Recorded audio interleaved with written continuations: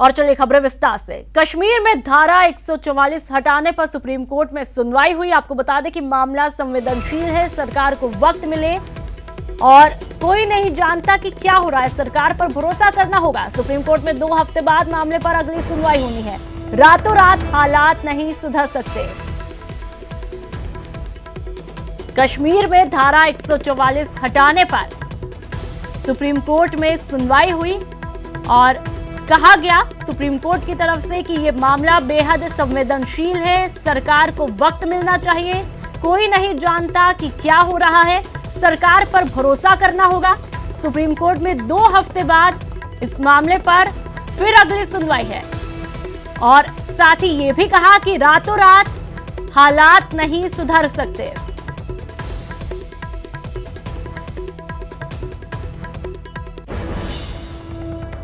New Kashmir में शांति के बीच आजादी के जश्न की तैयारी चल रही है। हम आपको 2 जगहों की तस्वीरें दिखा रहे हैं। श्रीनगर के शेरे कश्मीर स्टेडियम में जश्न ए आजादी की तैयारी चल रही है। तस्वीरें अब आप अपनी टीवी स्क्रीन पर देख सकते हैं। तो वहीं दूसरी तस्वीर जो है राजौरी इलाके की है, जहां पर 15 अगस्त की तैयारियों के लिए फुल ड्रेस परेड का आयोजन किया गया। 2 तस्वीरें आपकी टीवी स्क्रीन पर।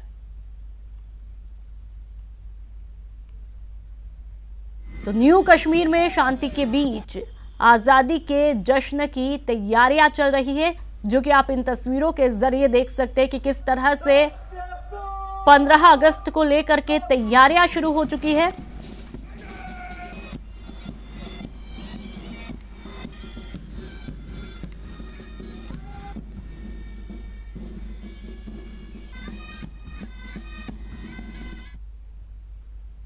जम्मू कश्मीर में हालात सामान्य हो गए हैं। मौजूदा हालात पर राज्यपाल सत्यपाल मलिक से हमारे नेशनल एडिटर शैलेंद्र वांगू ने बात की, सुनिए। धारा 370 को हटाए हुए 7 दिन का वक्त हो चुका है। आज हमारे साथ न्यूज 18 नेटवर्क पर एक्सक्लूसिवली बातचीत करने के लिए जम्मू कश्मीर के राज्यपाल सत्यपाल मलिक है। आपका बहुत बहुत स्वागत है सर। 7 दिन बीत चुके हैं, आपके हिसाब से आपका असेसमेंट क्या कहता है, जम्मू कश्मीर के हालात कैसे हैं? ईश्वर की कृपा से जैसा मैं सोचता था उससे बहुत बेहतर है, क्योंकि पिछले 70 साल में लोगों को बहुत बहकाया गया था और ये बताया गया था पता नहीं 370 क्या चीज़ है, 370 से आपको क्या फ़ायदे, जबकि फ़ायदे नहीं थे, नुकसान ही थे। तो उसके हटने पे मैं सोचता था कि उपद्रवी लोग इसको मिसयूज़ करने में कामयाब होंगे, लेकिन यहाँ की जनता ने बहुत सहयोग किया और अभी तक एक गोली की छोड़िए, एक डंडा पुलिस को कहीं नहीं चलाना पड़ा है। आपसी बातचीत, भाईचारे से मना कर देते हैं, इधर मत जाओ, आदमी मान जाता है, उधर मत जाओ। और हमने ईद के पहले 2 दिन पूरी तरह से ऑलमोस्ट खोल के रखा। कर्फ्यू नहीं है यहाँ, सिर्फ 144 है और उसमें भी हम थोड़ा कंडक्ट करते हैं ट्रैफिक को, इधर मत जाओ उधर जाओ। लेकिन लोग खूब बड़ी तादाद में निकले, खूब खरीदारी हुई और बड़ी बात यह थी कि हमने, चूंकि ईद पे एक ही शिकायत होती है, सप्लाईज नहीं है, बिजली नहीं है, पानी नहीं है। 24 घंटे हमने बिजली पानी दिया, सप्लाईज दी और हमने समझिए 2.5 लाख जानवर मंगाया था, 30 लाख पोल्ट्री मंगाई थी और जो सिविल जो खाने की चीज़ें हैं वो सब हमने छोटे टेम्पोज में गलियों में भेजी, गलियों में 2 घंटे में ख़त्म हो जाती थी। इसके अलावा हमने जो 1600 कर्मचारी राउंड द क्लॉक इस ड्यूटी पे थे कि बिजली पानी की कोई दिक्कत ना हो। दवाइयों का, मैं खुद अस्पतालों में गया, 2 अस्पतालों में मैंने देखा राउंड द क्लॉक डॉक्टर्स वहाँ थे, उनके लिए हमने बसेस लगाई हुई थी घर जाने के लिए और उनके दवाइयाँ सब फ्री थी, बढ़िया इलाज हो रहा था, कहीं कोई शिकायत नहीं थी। और पूरे आप समझिए कि ईद की शाम तक और अभी तक कहीं एक ज़रा सी भी, जिसको सीरियस किस्म की वायलेंस कहते हैं, कहीं कुछ नहीं हुआ है और मैं इसके लिए कश्मीर के लोगों को ही धन्यवाद देना चाहता हूँ। हाँ, ज़रूर मैं सिक्योरिटी फोर्सेस को भी, और आपको जान के हैरत होगी कि जो कश्मीर की हमारी पुलिस है उसमें जो माइनॉरिटी के लोग हैं, किसी ने भी छुट्टी नहीं मांगी थी ईद के लिए। उनके साथ मिलके हमारे अफसरों ने वहीं ईद मनाई, बड़ा खाना हुआ, सब हुआ, सब लोगों ने एक्सीलेंट बिहेवियर किया। सर बात करें 370 की, अब क्योंकि सरकार ने ये बहुत बड़ा फैसला ले लिया है, लेकिन अब 7 दिन बीत चुके हैं, सरकार का ब्लूप्रिंट क्या है, आगे क्या होगा कश्मीर के लिए, आवाम के लिए, उनके विकास के लिए? देखिए, जो प्रधानमंत्री जी की स्पीच हुई है 80-90% तो उससे सारा कोहरा छट गया है, लोगों की समझ में आ गया। बेसिक इंटेंट, जो बेसिक नियत है प्रधानमंत्री की, वो ये है कि जम्मू कश्मीर को तरक्की की तरफ ले जाया जाए, जम्मू कश्मीर को नौजवानों को सौंपा जाए, पॉलिटी में, राजनीति में वो लोग आएं और इसको संभालें, और इसके अलावा सारे देश से यहाँ इन्वेस्टमेंट लाया जाए, जो कल उन्होंने कहा भी। और आपको जान के अच्छा लगेगा कि मुकेश अंबानी ने अपने को कमिट कर दिया कि मैं लद्दाख और जम्मू कश्मीर में इन्वेस्ट करूंगा। और इस तरह की बहुत क्वेरीज आ रही हैं। अभी हमारी इन्वेस्टमेंट समिट होने वाली है और हम ये उम्मीद करते हैं कि बड़े पैमाने पर देश भर से, विदेश से भी लोग यहाँ इन्वेस्ट करने आएंगे। नौजवानों को रोजगार मिलेगा। हम फौज की, पुलिस की, बीएसएफ की और सरकारी दफ्तरों की सब भर्तियां खोल रहे हैं। यहाँ के बच्चों का हम कोई हक नहीं मरने देंगे। दाखिलों में हमें डोमिसाइल लगाना होगा, वो लगाएंगे। और जितना डेवलपमेंट हमने अदरवाइज भी 1 साल में बहुत किया, इतना जितना 5-5 साल की सरकारों ने नहीं किया। मैंने पिछले 6 महीने में 52 कॉलेज दिए, 50 में अभी देने जा रहा हूं। जूनियर हाई स्कूल्स थे, उनको हमने 238 को ओवरनाइट अपग्रेड किया। जितने यहाँ रुके हुए काम थे, सड़कों के, नाली के, पुल के, नहरों के, उस सब में हमने बड़े पैमाने पे बैंकों से लेके रुपया दिया। और वो मुझे लगता है 6 महीने में सब योजनाएं कंप्लीट हो जाएंगी। हमने अपने अफसरों को गांवों में भेजा, उनको, जिसका बहुत बढ़िया रिएक्शन हुआ। पीएम ने अपनी स्पीच में उसका जिक्र किया है। गांव से वो हमने उनको एक परफॉर्मा दिया था, क्या काम हुआ, क्या नहीं हुआ, कौन योजना लागू हुई, किसी को वृद्धावस्था पेंशन मिल रही है कि नहीं, प्रेग्नेंट औरत को सुविधा है कि नहीं, तो वो सब लाएं, उसका असेसमेंट कर रहे हैं। जरा से दफ्तर वगैरह खुल जाएं, उसको पूरा करके फिर गांवों में जाएंगे। तो हम एक तरह से जम्मू कश्मीर और लद्दाख दोनों में बड़े पैमाने पे, सबसे पहला काम हम 15 अगस्त के बाद, ये इसमें फंसे 15 अगस्त के बाद बड़े पैमाने पे समझाएंगे कि इसका आपको क्या फायदा नुकसान था और हटने का क्या फायदा नुकसान है। जब ये चीज सेटल हो जाएगी लोगों के जहन में, तो वो अब तरक्की की तरफ चल पड़ेंगे और हम उनको बहुत आगे तक ले जाएंगे।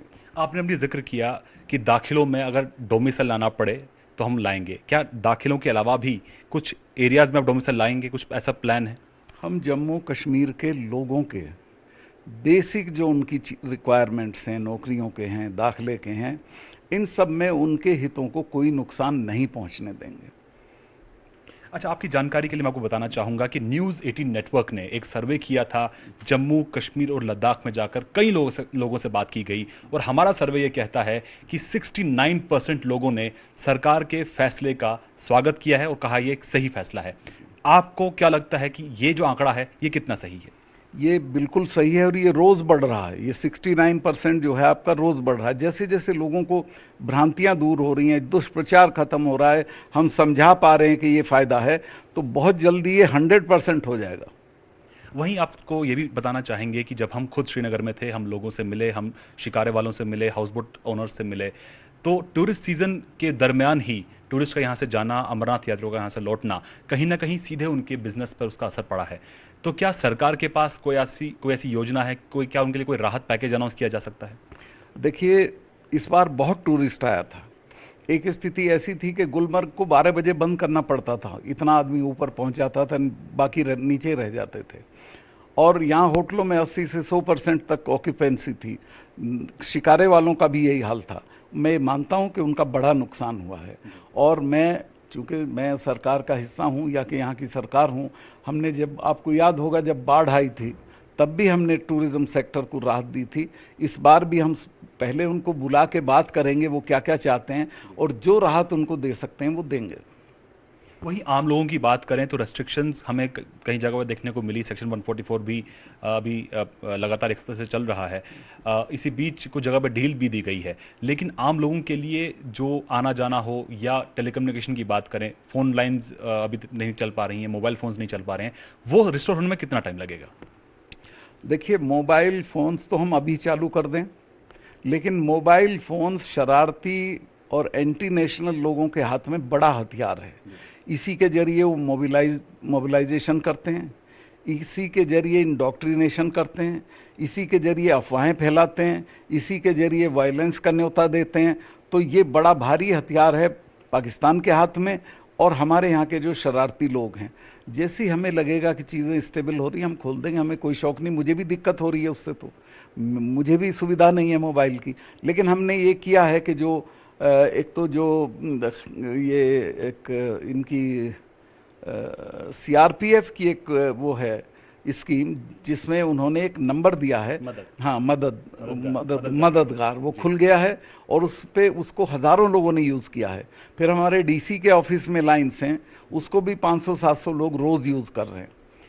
वहीं इसी बीच जो जम्मू कश्मीर की जो मेन स्ट्रीम पॉलिटिकल लीडरशिप है, उनको भी हाउस अरेस्ट किया हुआ है, कुछ लोगों को डिटेन किया हुआ है। क्या उनकी रिहाई को लेकर भी कुछ विचार चल रहा है?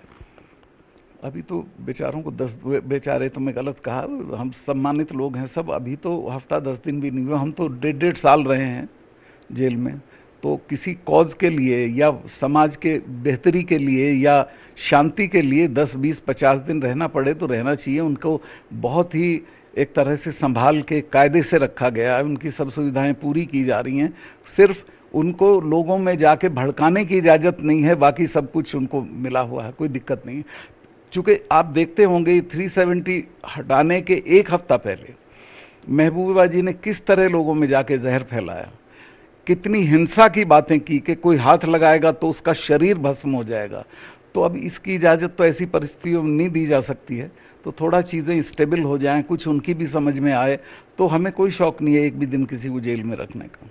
वहीं आपने ये भी कहा कि युवाओं को भी मौका मिलना चाहिए कि वो राजनीति में आए, तो क्या तस्वीर बदलेगी उससे? अगर युवा, कश्मीरी युवा, आम जो लोग हैं, अगर वो पॉलिटिक्स में आते हैं, तो जो एक ट्रेडिशन यहाँ चलता आ रहा है, 2 ही परिवारों से यहाँ पर सीएम बनते आ रहे हैं, तो क्या उससे तस्वीर बदलेगी? देखिए, कश्मीर का सौभाग्य होगा अगर यहाँ के लड़के आगे बढ़ के और इसकी बागडोर अपने हाथ में ले लें। और कश्मीर देश का टॉप स्टेट होगा अगर लड़कों के हाथ में। आपने देखा जेपी के मूवमेंट में जो नई लीडरशिप सब स्टेट्स में आई, उन्होंने कितना कमाल किया, कितने अच्छे अच्छे लोग उसमें आए, खराब भी आए एक आध, लेकिन ज्यादातर अच्छे लोग आए और उन्होंने अपनी अपनी स्टेट्स को संभाला, पॉलिटी को शुद्ध किया, ठीक किया।